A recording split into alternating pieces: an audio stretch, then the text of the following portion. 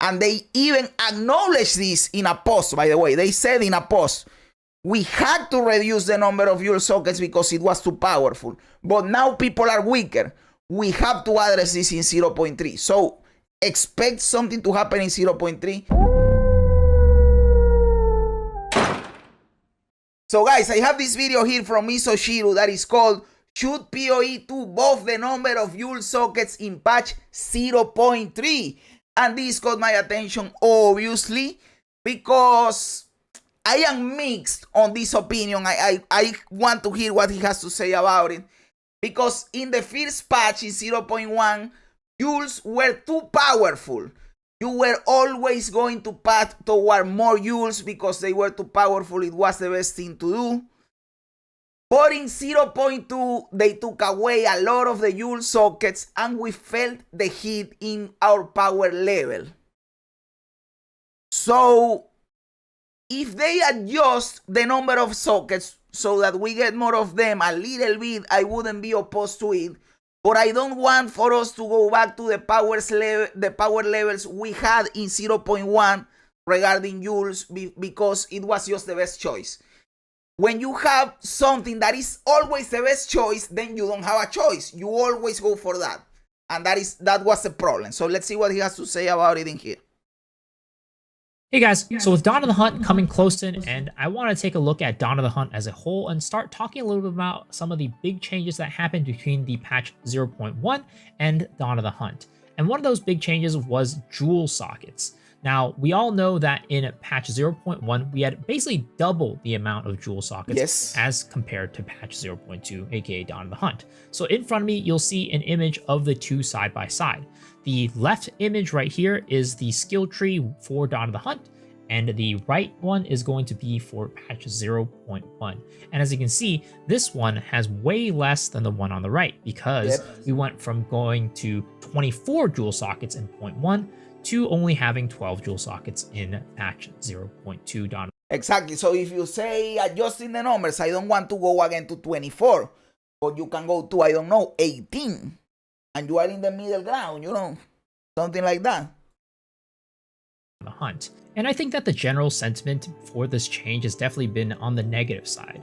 Most people really want more Joule sockets and feel like a lot of the power has been stripped away from in Dawn of the Hunt because of the lack of Joule sockets, especially when it comes to things like Against the Darkness and Timeless Joules that really rely on being around certain clusters to make them effective. Now, personally, I think that that is a good consideration to have. Like if you don't have enough sockets and when you need to use a Joule, that depends on what you have around. When you have less sockets, you have less options to use those Joules. I hadn't considered that. That is a good point. They should add more Joule sockets, but I actually realized that it's not as simple of a conversation as just adding more sockets, because more and less sockets actually have implications for the more casual and new player experience. I had a discussion about this on my stream last night, twitch.tv/misoxshiru. You should check it out if you're interested in these discussions. I had a conversation about this with chat yesterday, and we went in depth about what I think and what we all think about the lack of, or maybe too many Joule sockets, and just Joules in general, and what type of Joules should exist in the game and what type of Joules shouldn't exist in the game. So I'm going to play that clip for you guys right here so you guys can participate and let me know what you think about our ideas. So without further ado, here we go. Enjoy the clip. Normally on the tree, you could just get power by leveling. But for Joule slots, it's not like that. You need to spend money to get power. So it's like, because I was actually thinking about this the other day when I was taking... But also like you always do it. If you are playing on Trade League, I understand not doing it if you are playing solo self-found and you don't have the Joules. But if you are playing Trade League, you always take the sockets to put the Joules because it is too fucking powerful, right? But yes, it is not only putting the point, it is a two-step process. With all the other points, you put the point, you get the power. In here is a two-step process. You have to put the point and you have to put the Joule. So it is obvious that it needs to be more powerful because it asks more from you. But at the same time, if it is the only choice, it is bullshit.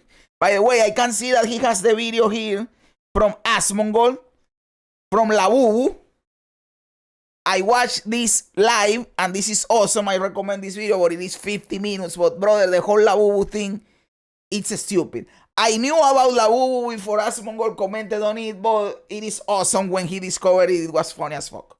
Look at some of the PoE stats, right? Because if you compare the jewels being used from Dawn of the Hunt to the jewels being used last league and standard, you'll see a huge difference. So you go to standard and then you go to like week whatever, right? 17, which is I think about 3 months into the league. Because of just like the existence of so many more jewel slots, you'll see that the actual jewels being used this league versus last league is one, way less, but also it's like people use different jewels. There were so many ATDs used last year compared to, or last season. By the way, guys, if you want to know what is your best From Nothing and what is your best Megalomaniac, which are really good jewels to get power, watch my video. I have a video where I explain to you how to get the best fucking From Nothing and the best Megalomaniac. Easy. Just watch my video. It increases your power level a lot. Compared to this season. Because there were so many jewel slots, there were so much areas where you can get some big benefits off of it, compared to this league where it's like way less. If we're thinking about what they want to do with the game, making it a little bit more new player friendly, casual player friendly, I thought about it this way, like as much as I still think that they should add more jewel slots because jewel slots are fun, I think that with the jewel slots being... I thought it was me, that noise was me, but no, it's him, it's him. Now, he's talking about the new players' relationship to Jules, and I don't know where he's going with this, but I have something to say about the new player relationship with Jules. The game does never explain to you Jules. The game expects you to know about Jules. For example, the video that I have about talking about From Nothing and Megalomaniac, I had to figure all that shit on my own. The game never explains to you what is a From Nothing, what is a Megalomaniac, what is an Against the Darkness. You have to figure all this shit out on your own or look it up on YouTube. Look up for a guide. That is anti-new player, right? So they have to explain this shit to new players, brother. It means that players are able to...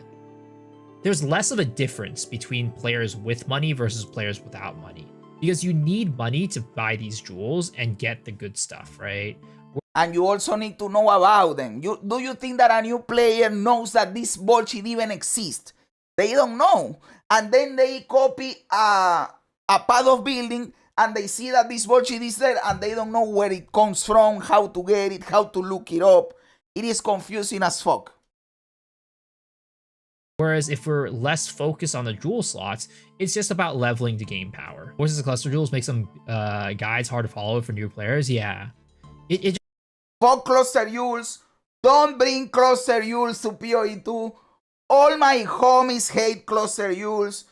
Please, GGG, you have a big opportunity in your hands to not bring Cluster Jewels to PoE 2. Please. Just adds a level of complexity that, like, for a newer casual player is a little bit harder to get over, which, you know, it's always such a hard place to balance, right? You want to be fun for and in depth for the experienced player, but at the same time, you don't want to be overwhelming for the new player. So the topic of jewels is like a very tough one for that reason. This is one thing I also noticed as I was like playing my solo self-found characters, right? Because I feel like solo self-found a lot of times kind of mimics a little bit of like kind of like a newer player experience in the fact that you kind of just don't, I mean, in the fact that you just don't have wealth. You can't just like go and like buy something, right? You can't be just like, okay. In fact, that is an advice that I give to new players. You play in the softcore trade league, right? The normal league, and you want to trade. But when you are going to look up builds in PoE Ninja, for example, to see what people are doing, don't look up trade league builds because those crazy players are farming crazy shit and they have a lot of items. Look up the solo self-found players. They are really good. Their builds are working with less budget because they can't trade. And then you can trade for those items easily and it will be cheap, and you can still get through the content like those SSF players are doing. That is a good advice for new players, you know. And you can use that as a stepping stone to gain to the actual good gear, you know. I'm gonna go buy this thing and get power, because as I was leveling on solo self-found, I just found myself heading towards paths with jewel slots, but then I had nothing to slot inside of it, because like I had nothing useful, nothing good. Like even if you get a jewel, if it rolls badly, it's not like you have an alteration orb that could just like quickly reroll to something else. It is, yeah.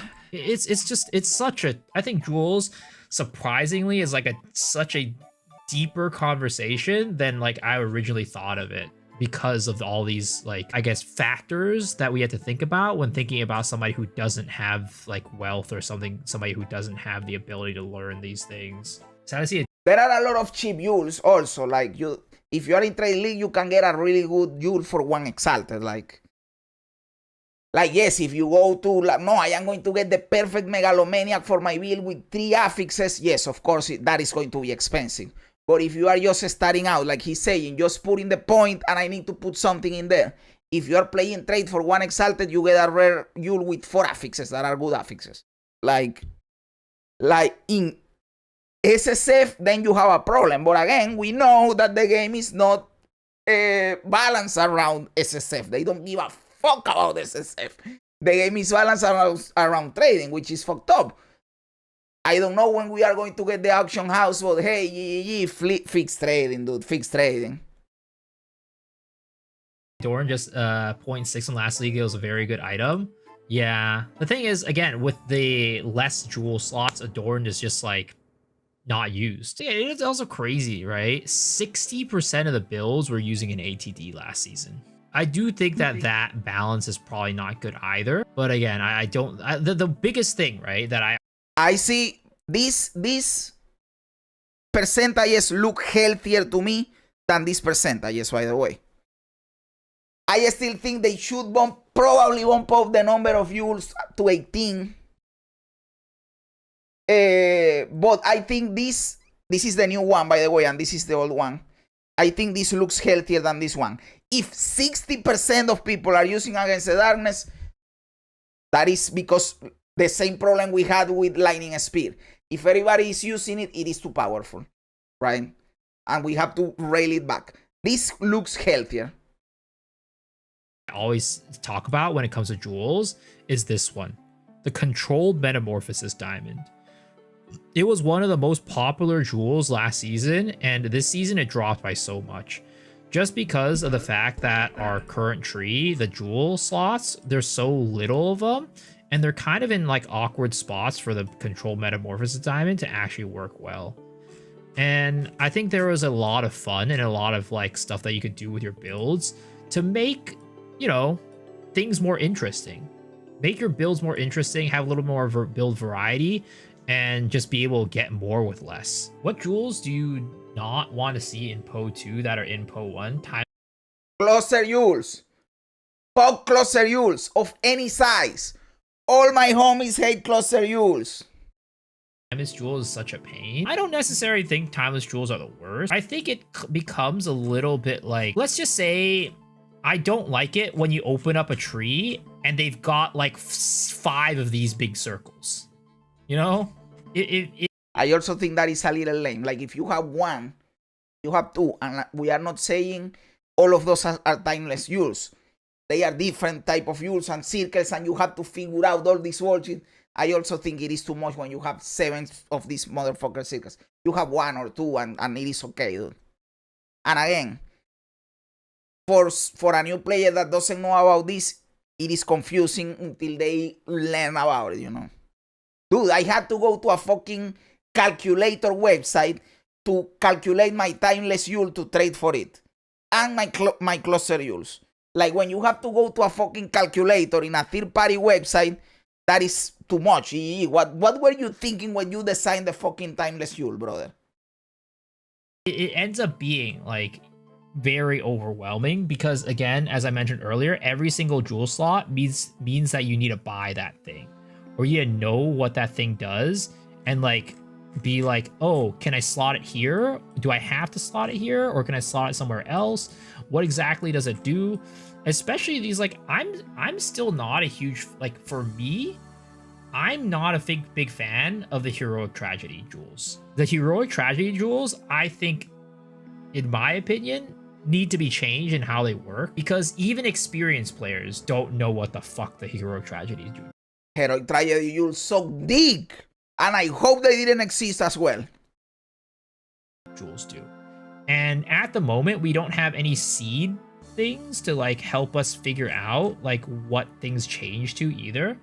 So it's like, for example, like again, with a new player, you throw this heroic tragedy jewel in there, right? Or whatever, glorious vanity from PoE 1. It changes everything in here. But then you go in there as a new player and you don't understand why these things have changed.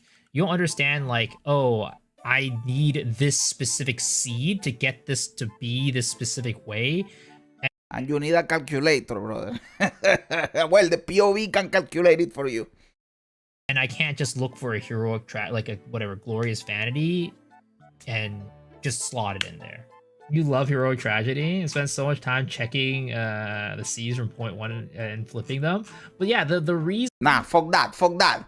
That guy that said that is a masochist, dude. What the fuck? The reason why they can be flipped like that is because they're so confusing, right? It's hard. It's like always just so hard because for me personally, I think that again, heroic tragedy, this type of jewel, right? The one with like the seeds, way too complicated. I don't think that belongs in PoE 2. But I think that it's hard to say just all timeless jewels shouldn't exist in PoE 2 because I do think timeless jewels are kind of cool. Like when they don't have the seeds and it's just like, oh, okay, they do X, Y, Z. I don't think, I mean, it is definitely a level of complexity that a lot of people get confused about, like this, right? But in a sense, you can just kind of take like what is on there and then just copy it. If they don't understand it, they don't have to interact with everything that the game throws with you. Yeah. It's like, we have to like all. Yes, you have to. When something is as powerful as yours, you have to do it. There are builds that don't function without them. I don't like that perspective that says, oh, you don't have to do it. Well, you don't have to do anything. You don't have to play the game either. Right? But when it is important, when it is powerful, the whole conversation that we are having revolves around how important jewels are. When they are build defining sometimes, you have to interact with the system. You are at a disadvantage if you don't interact with the system. Also find like a clear line to be like, we can't just baby the players completely and encourage like exploration and growth and learning. And then like, again, I think at the end of the day, right? That is cool. That is cool and fine and dandy, but there comes a point when it is too much. There are things that should be explained, right? It doesn't mean you have to explain every single detail and hold my hand all the time, but there are things that at least as an introduction, you explain it a little bit. There is not even a short moment in the campaign that tells you, jewels are this thing that you slot in this thing. And that is it. That is not that big of an explanation. But they don't do it. You have to figure it out for yourself. And you will tell me, yes, you are an idiot if you can't figure out that you have to put this in here. Yes, I know. You don't know how stupid people are. And that is one of your of the things you have to figure out when you are designing something. For example, one example that I love that regarding this is people always say when they see a 3-year-old kid managing a tablet or a phone and he's doing the shit quickly and fine and dandy, people say, look how smart he is. He's moving the phone like nothing. Nah, he's not smart. Everyone can do that. You know who is smart? The person that did the phone in a way that a 3-year-old can move it. The designer is making this bullshit so intuitive that a 3-year-old can do it. PoE throws all of that out the window. They don't give a fuck. And that is what I am saying. It is different to create an intuitive system than to create something where you have to look everything up because nothing makes sense. And on top of that, you don't explain shit to me. Complexity is not a problem. because it's kind of like what Oki says, like you don't have to interact with it if you don't want to. The thing is, I feel like there comes a point when it is necessary. When you show me that graph that in the first season 60% of people were using the Against the Darkness, it was necessary to interact with it. Because if you are not doing it, you are weaker. You are handicapping yourself on purpose. You don't have to interact with anything in the game if you don't want to, and you are fucked. You are handicapping yourself. needs to be a way for you to learn how to use these things in the game naturally, which is always the hardest part. It's always the hardest part. Complexity is not a problem, it's just about onboarding. The other thing that I think about when we come to topics like this is that I do agree with that, by the way. There are things that are too complex, like the timeless Yule. I do think that is too complex. But there are things like, for example, the From Nothing, the Megalomaniac, that you could say they are complex, but they are not that complex. If you explain them to me, the onboarding, how he's saying, if you onboard people, people will get it. Oh, okay, I understand where you're coming from. Nice. But when you don't explain it, then it is a clusterfuck, right? You could say that just, don't use it, just don't interact with it. But you also get to a situation where you have people who are posting builds and people don't want to think about their builds themselves. They just want to copy a build. So if they come into the build guide and it's just... And the build has a Yule of one of those Yules and they don't know how to trade for it even. Because if you are looking for a Yule, and that happened to me, and that is why I had to use the calculator. I look for a timeless Yule, and the seeding of the dude is 12,354. You go to the trade site, you are not going to find that exactly timeless Yule. And if you find it, since it is the exact same the dude has in the build, it is going to be expensive as fuck. So what do? You go to the calculator and find one that is similar and that is posted in the trading site. If you don't do any of this, you can't actually copy the build, which is what people want to do, and you are fucked. So you still, even copying a build, have to understand these things to a certain degree. Filled with these things that they don't know how to interact with or how to play with them, then it also sucks. So it's again, it's just a hard place to really. It's a hard balance. It's because PoE 2 is... By the way, this is true. This is a hard balance. We are complaining in here that this is complicated, this is onboarding. But yes, I can say that Timeless Yules and Heroic Tragedy are too complicated. Simplify that bullshit. Doing actual feedback. How can you fix this? Because it is easy to point out problems, but it is not as easy to offer solutions. Let's try to offer solutions. Don't include something like cluster Yules. Don't include something like timeless Yules. The Heroic Tragedies are too complicated, but they are already in the game. Maybe simplify them. Improve the onboarding so that new players, and even me as a not veteran, because I am a new player too, but that I have played a little bit, understand better the whole Yule system. And regarding the number of sockets and the power that Yules offer, that is an entire different conversation, because that is also regarding power and balance. In the first season, going for all the Yules was the choice. In the second season, you still want to do it, but you don't have as many slots, so we feel weaker overall. So if you are going to remain with these lower number of sockets, then you maybe need to buff us, or nerf the content, or buff the Yules that you can put, or increase again the number of sockets, but not to the same degree as in the first season. But that creates a problem that people are still going to look for the Yule sockets. So maybe you buff the other nodes in the skill tree so that the Yule sockets are not always the best choice. So you can see that, yes, there is not a clear-cut answer. There are several things that you could be doing in here regarding balance. But the onboarding and the complexity is something that is not related to balance, Doing something that I think is very, very difficult, and I don't know if it'll ever be super successful, in the sense that it's trying to cater to both audiences. I think it's just part of it is it feels like in PoE 1, every other build has shit like this, right? That gets confusing. And I don't think that we ever want to get to that situation. Like, Please you don't. need to Please don't. This is a clusterfuck. Oh, there is another Yule in PoE 1 that is complicated as fuck. The Forbidden Flesh and the Forbidden Flame. People will say, no, that is not complicated. Yes, it is. You have to have the two Yules, and they have to match, so they give you one ascendancy node. But it has to be from your own class.